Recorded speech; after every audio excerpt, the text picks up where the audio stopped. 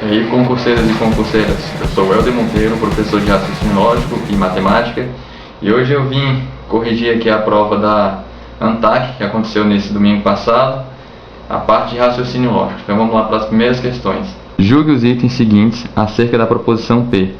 Quando acreditar que estou certo, não me importarei com a opinião dos outros.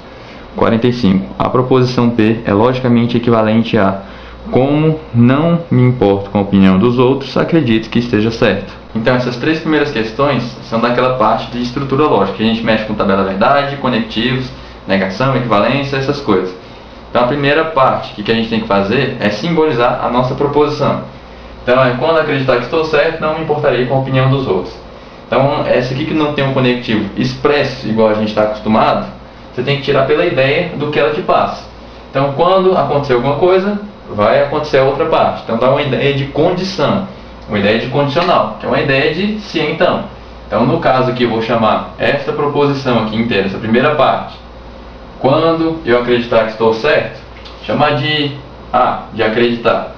Quando eu acreditar que estou certo, então tem uma ideia de se então. Então no lugar da vírgula aqui a gente coloca o nosso se então. Então quando a primeira parte acontecer, é que acontece a segunda. Não me importarei com a opinião dos outros. Vou chamar de não ir, de não me importarei. Então, não me importarei com a opinião dos outros. Aí na questão 45 ele pede uma equivalência. E a gente tem duas equivalências para o se então, que é a que a gente faz, né? O teorema contra-recíproco, que você tem originalmente um se então e está comparando com outro se então. Ou então a outra equivalência que a gente tem originalmente um se então e a gente compara com um ou. Se então se transforma num ou. Nesse caso aí da sugestão que ele te deu na 45, é outra ideia de se então. A sugestão que ele te dá é: como não me importo com a opinião dos outros, acredito que eu esteja certo. Então, originalmente você tem um se então, e a equivalência que ele está te perguntando, te sugerindo, é outro se então. Então, você vai testar o teorema da contra-recíproca, que você tem uma equivalência de se então e cai em outro se então. Então o que você tem que fazer é voltar negando, voltar colocando negação. Então eu vou voltar começando essa parte aqui, estou voltando, colocando negação. Então eu tenho que negar essa parte aqui que já tem negação, então ela aparece sem. Manter o meu se então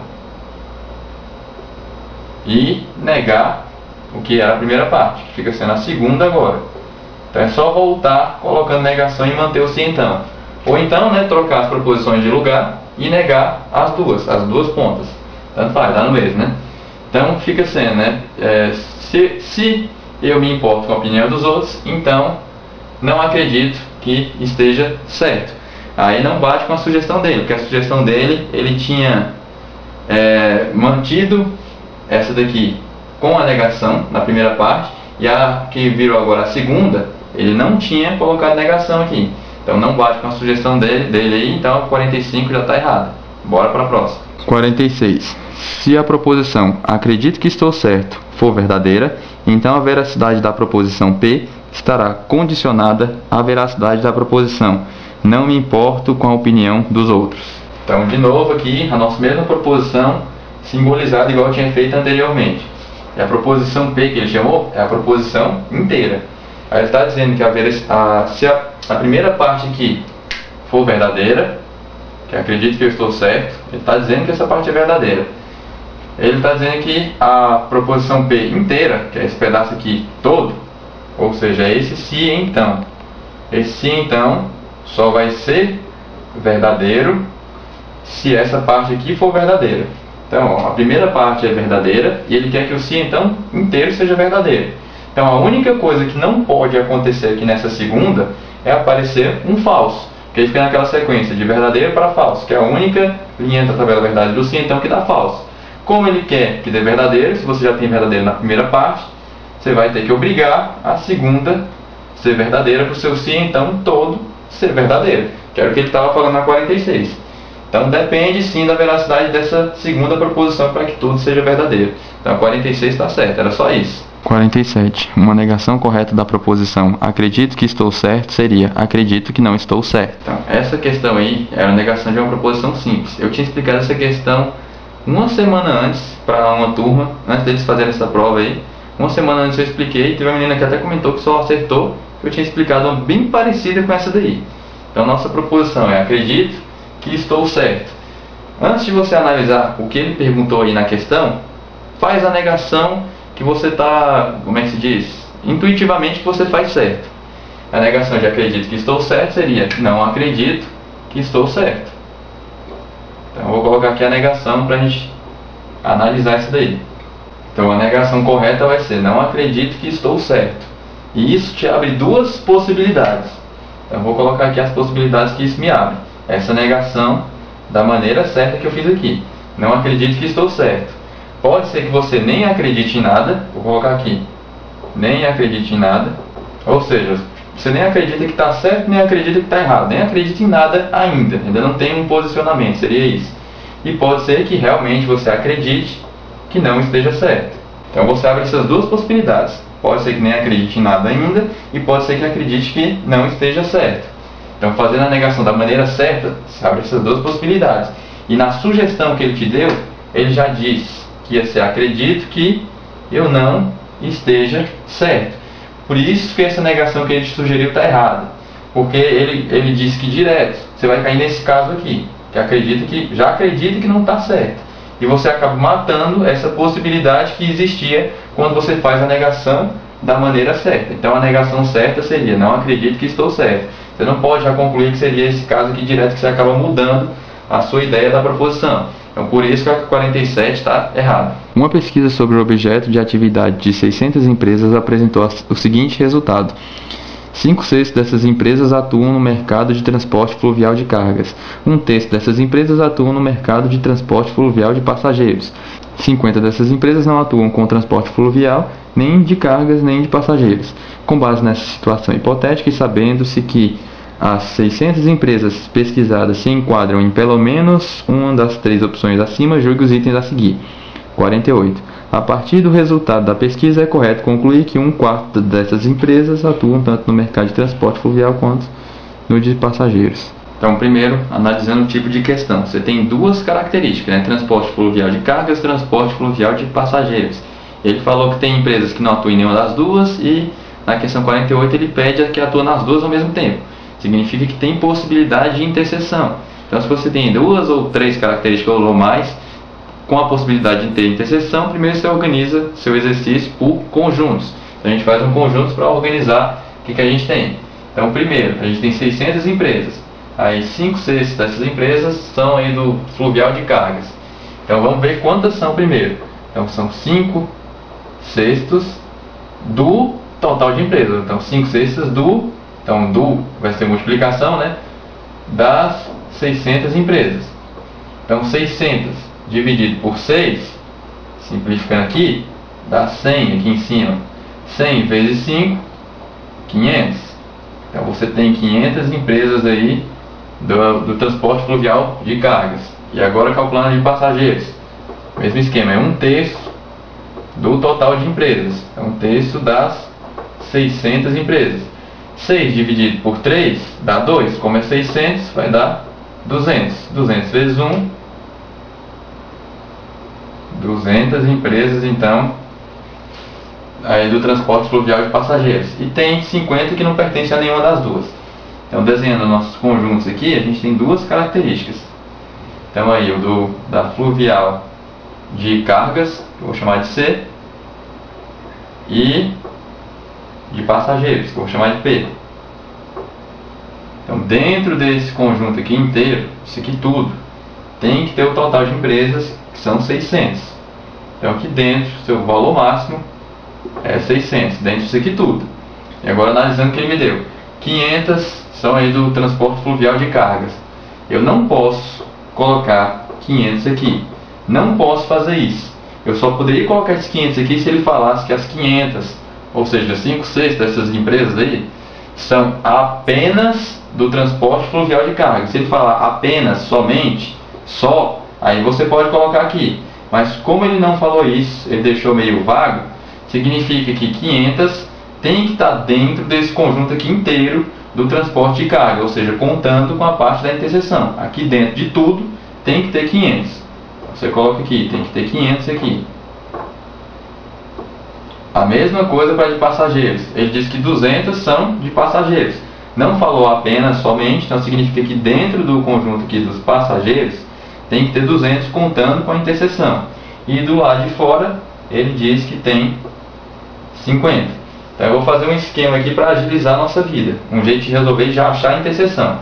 Você soma todo mundo do conjunto aqui de cargas, mais todo mundo que pertence ao conjunto de passageiros, mais quem não pertence a nenhum dos dois. Então nenhum. Então de cargas são 500. Mais de passageiros são 200. E mais o nenhum, que são 50. Somando isso aqui, 500 mais 200, 700. Mais 50, 750 empresas no total. Aí é que você tem que analisar. Você pode ter 750 empresas? Não, porque ele já falou lá no começo do exercício que são 600. Significa que passou da sua quantidade total. Então você acabou contando, nesse caso aqui, alguma coisa mais de uma vez. E o que você contou mais de uma vez foi justamente a interseção. Porque ó, quando a gente contou aqui a parte do C, você pegou essa parte toda do conjunto contando com a interseção. E somou com a parte do P. Pegou essa parte toda somando a interseção de novo. E mais quem está do lado de fora. Ou seja, você contou a interseção duas vezes. Por isso que passou do seu total. Então pega esse valor que você encontrou e retira o total de empresas. O que passar vai ser a sua interseção. Então passaram em 150. Então na minha interseção eu tenho 150 empresas. E daí na 48 ele perguntava se a parte da interseção, as empresas que pertencem tanto a transporte de carga e de passageiro ao mesmo tempo, se ia ser 1/4 do seu total de empresas. Aí a gente tem que calcular quanto que é 1/4 do total de empresas. Então aqui teria que fazer 600 dividido por 4. Então vamos dar uma simplificada aqui. 6 e 4, os dois dividido por 2. Vou dividir por 2 em cima e embaixo. Então na parte de cima dá 300 e na parte de baixo dá 2. 300 dividido por 2, 150. Foi o mesmo resultado que a gente achou aqui na interseção. Então a interseção realmente é 1/4 do total de empresas. Então a 48 aí está certo. 49. Selecionando-se ao acaso uma dessas empresas, a probabilidade de que ela não atue com transporte fluvial de cargas nem de passageiros é inferior a 10%. Então nessa daí ele pedia uma probabilidade. Aí o que eu falo em sala de aula é o seguinte: quando ele pede análise combinatória, seu problema é interpretação de texto. E quando ele pede probabilidade, seu problema é só medo. Só medo, não tem segredo nenhum probabilidade. Probabilidade você tem que lembrar que é o que ele está querendo sobre tudo que pode acontecer, sobre o total de coisas que você tem. Então nesse caso, você nem tem que fazer praticamente nada. Ele quer a probabilidade de escolher uma empresa que não pertence a nenhum desses dois conjuntos aqui, nem a cargas, nem de passageiros. Então vou repetir o que é a probabilidade. É o que você quer sobre o total de coisas que você tem. Então o que você quer é uma que não pertence a nenhuma. No caso aqui ele já tinha te dado lá no começo, não precisava nem fazer esse conjunto aqui. Ele já falou que era 50 empresas. Então é o que você quer, ou seja, 50, nenhuma das duas, sobre o total, sobre as 600 empresas. Aí como ele pediu em porcentagem, você multiplica já isso aqui por 100%, já que ele pediu em porcentagem. Então você corta esses dois zeros do 100 com os dois zeros do 600 e divide 50 por 6. Só isso que eu vou fazer nessa questão. Dá 8,3333333 até o final da vida por cento. Aí ele perguntava se era inferior a 10%, então é inferior a 10% mesmo. Então vou voltar a repetir. Probabilidade, seu problema é só medo, não tem segredo. É o que você quer sobre o total de coisas que você tem. Então a questão aí está certa. 50. O número de empresas que atuam somente no mercado de transporte fluvial de passageiros é superior ao número de empresas que não atuam com transporte fluvial, nem de cargas, nem de passageiros. Então a nossa saideira aí continua a parte de conjuntos. Então a gente tem que saber quantas tem aqui nesses outros pedaços. Então depois que a gente já tinha montado isso aqui tudo na 48, você tem que dentro da parte de cargas tem que ter 500 empresas, só que já tem 150 lá dentro. Então o que você tem que fazer? 500 menos 150. Então dá 350 empresas que atuam só no transporte de cargas. E a mesma ideia para de passageiros. Na de passageiros tem que ter 200 aqui dentro. E você já tem 150 na parte da interseção. Então, para completar os 200, faltam 50. E aí o que ele estava perguntando nessa questão era o número aí de empresas que trabalham só com a parte de passageiros. Ó, na questão, ele ainda fala somente na de passageiros. Então, presta atenção nessa palavra somente. Somente, ele só quer esse pedaço aqui, sem contar a interseção. Então, somente de passageiros. Ele perguntava se esse valor de somente de passageiros era superior a esse outro valor aqui, das empresas que não atuam com nenhuma das duas. E não é superior, é o mesmo valor. Era só isso que era fazer essa questão, só organizar seu conjunto. Então essa daí foi a resolução da prova de hoje da ANTAC, né, a correção da prova.